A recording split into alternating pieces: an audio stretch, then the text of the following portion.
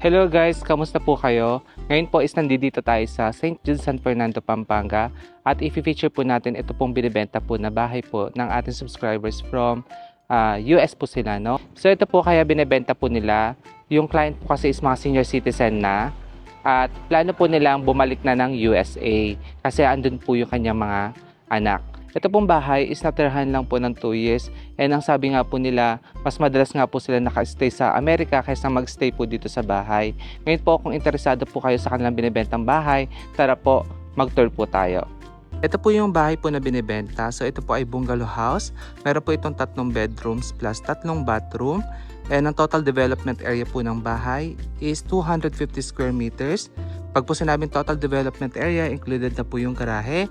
Tapos po, ang total lot area naman po nito is 340 square meters. Ito na po yung address ng bahay. Actually po, maganda po yung area ng bahay kasi malapit po ito sa mga malls, sa mga hospital. By the way guys, searchable naman po sa Google Map para ma-check po natin yung mga establishment na malapit sa area ng bahay. Tapos guys, ito na po yung gate ng carport. Ito po ay motorized. Ayan, so once na binili nyo po, no need na magpa-install kasi included na po yan. Gaya po ng nakita nyo sa carport, 2 sasakyan po ang pwede magkasya, plus motor pwede pa po. So ayan na rin po yung details ng garahe. Pagpasok natin mga ka-viewers, ito na po yung loob ng bakuran nila. So naka-landscape na po yung area. Ayan, tapos ito na po yung kanilang pinaka-terrace. Guys, ito po palang bahay is meron na po siyang CCTV. Kaya hindi nyo na po kailangan magpa-install pa. Tapos sa bawat area din po, meron din itong mga solar lights po, no? Sa kabilang side, ito naman po yung kanilang pinaka-garahe. Again, napakaluwag po ng garahe. Pwede pa po kayo maglagay pa ng motor po dito. Actually guys, organize yung area ng bahay. Oh, tignan nyo. Yung mga faucet, ayan. So, ito po yung gilid ng bahay. So, ito po ay naka-tiles. Porcelain tiles po ito na rustic tiles. Tapos, sliding po na grills.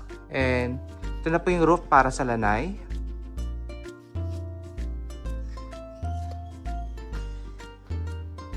Then, ito po yung pinakalikod. Ayan. Yung mga halaman. Tapos guys, ito naka-double walling. May bakal siya sa likod. Tapos ayan, pinilagyan pa ni owner ng ganito. Tapos guys, CCTV ulit. And solar lights. Tapos guys, ito po yung likod ng bahay. Ayan. Maluwag pa guys.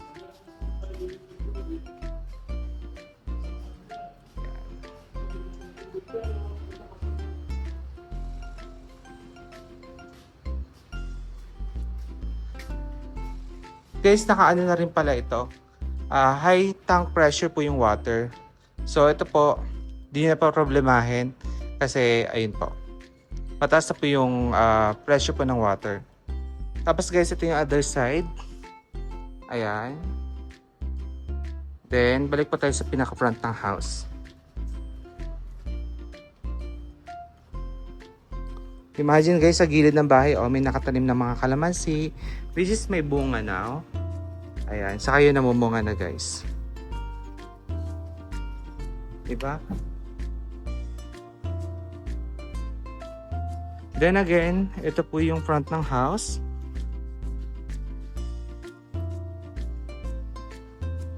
Ngayon guys, bago po tayo pumasok sa loob ng bahay, gaya po ng sinabi ko, pag binili nyo po siya is fully furnished na, no? So gusto ko lang din po linawin na pag po binili nyo siya, meron lang po aalisin si owner ng mga personal stuff po nila syempre. So ngayon tara, pasok po tayo sa loob ng bahay nila. Pagpasok guys, ito yung pinaka main door nila. So meron na itong screen, plus ito po yung itsura ng main door. Ayan. Tapos guys, ito yung bubungad sa atin pagpasok. Hallway at altar. So So guys, yung mga tiles na ginamit dito is porcelain tiles po lahat yan na glossy. And ito po yung pinaka-ceiling niya. Meron na po itong cove light. So again, ito po yung hallway. Ayan. Tapos po, sa tabi po ng hallway, dito na po located yung mga kwarto. Pero mag-start muna po tayo sa kanilang living area. From main door po, ito po yung kanilang living area. Ganda po, no? So last 2 years po kami po naglagay ng cortina dito sa bahay po ni client. By the way, ito na po yung ceiling nila. Ayan. So ito na din po yung pinaka-details po ng living area. Ayan. Change angle lang po tayo.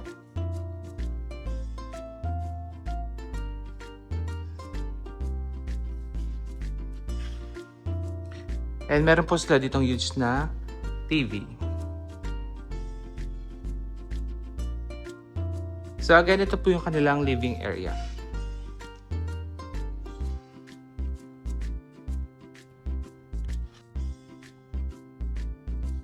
Dito po tayo sa dining area. So dito po sa dining, meron po ditong 8 seaters po na solid wood acacia po na dining set. Ayan. Tapos, ito po yung interior design ng dining. Pag po binili nyo rin po pala ito, meron na rin siya mga window grills, yung mga ano po nila, bintana. Tapos guys, ito na rin po yung kanilang kitchen. Ayan.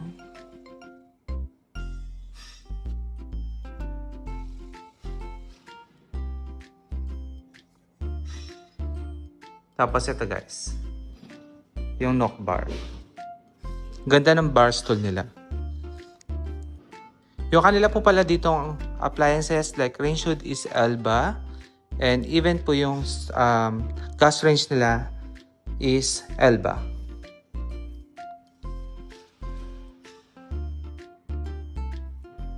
From kitchen po, ito po yung itsura ng view sa dining area.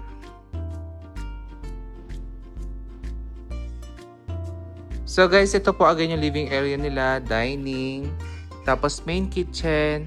Then pakita ko lang po sa inyo yung kanilang pantry din dito.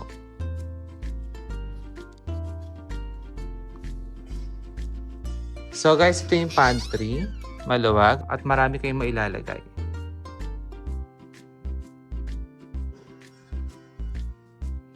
Ayan guys. From main kitchen po, meron po itong laundry area plus common bathroom po nila. So, dito muna tayo sa common bathroom. Si bathroom number 1. Guys, alam nyo, pagpasok, napakalinis ng ano nila, bahay. Kasi nga, tawag dito, hindi pa po nila ito natitiran talaga ng pangmatagalan kasi madalas po sila nagbabakasyon sa US. So, yan po yung loob po ng kanilang common bathroom, yung details. Ayan. Yung tiles. Tapos shower area po. Ayan. So yung mga CR po meron na rin pong heater yan. Okay. So atras po tayo. So again, ito po yung common bathroom. From common bathroom po dito sa likod ng kitchen, dito naman po tayo sa kanilang laundry area.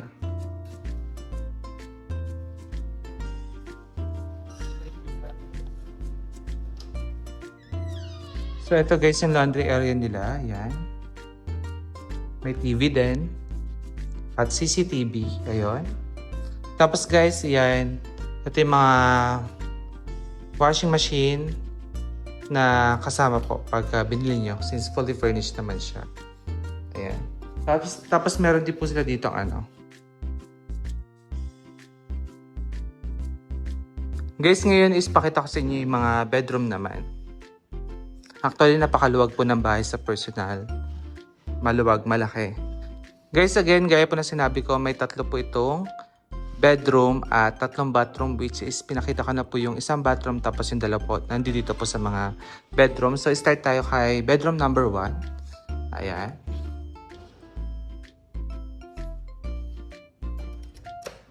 So, ito po si bedroom number 1. So, pagpasok po ninyo, kompleto na rin po. Meron tong wardrobe cabinet plus TV.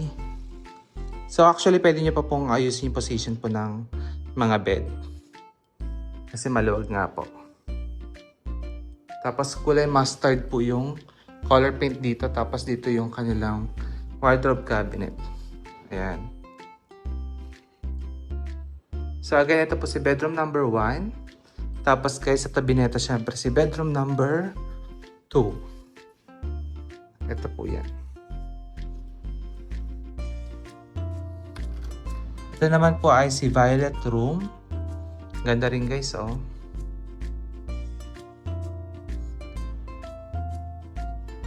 Then, meron na rin po itong TV.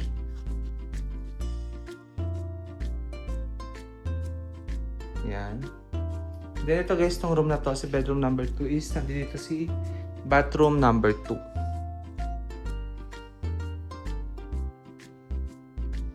Tara po. Ito po si bathroom number 2. Yan. Halos same po sila interior ng common bathroom kanina or si bathroom number 1.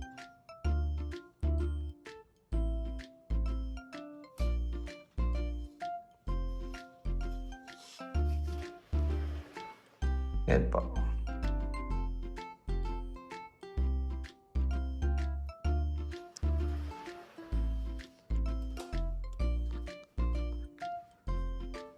After po natin kay bedroom number 2 is sa bedroom number 3 naman po tayo or si master's bedroom po.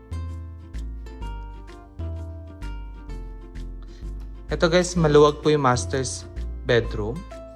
So meron pa siyang mini sala dito. Yan, bed.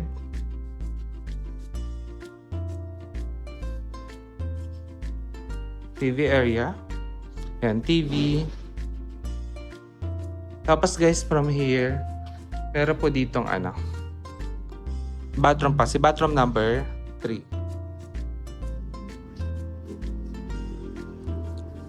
So, doon tayo galing guys. Papasok dito sa kanilang master's bedroom. So, sa master's bathroom naman po tayo. Or, bathroom number 3.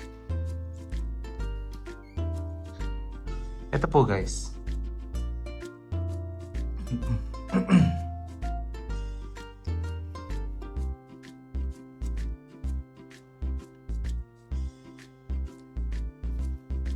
Ito po yung shower area nila.